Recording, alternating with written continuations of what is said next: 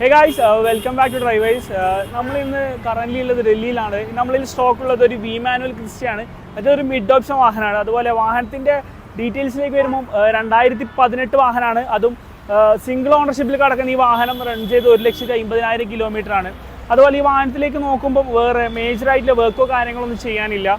അതുപോലെ ഈ വാഹനത്തിൻ്റെ ഇൻറ്റീരിയർ വശം നോക്കുമ്പം നമുക്ക് എന്താ പറയുക, നല്ല നീറ്റായിട്ട് മെയിൻറ്റെയിൻ ചെയ്തിട്ടുണ്ട്.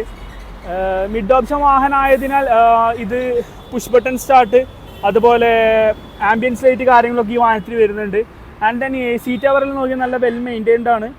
പിന്നെ അതുപോലെ ഈ വാഹനത്തിൻ്റെ എക്സ്റ്റീരിയറിലേക്ക് വരുമ്പം മേജറായിട്ട് വർക്കോ കാര്യങ്ങളൊന്നും ചെയ്യാനില്ല.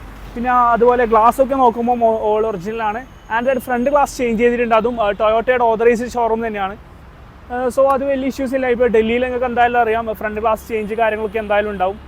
അതുപോലെ ഫ്രണ്ട് ഗ്ലാസ് ചേഞ്ച് ചെയ്തതാണ്. ഈ വാഹനം ഇപ്പോൾ ഡൽഹിയിലാണുള്ളത്. സോ ഇത് 7 സീറ്റർ വാഹനമാണ്.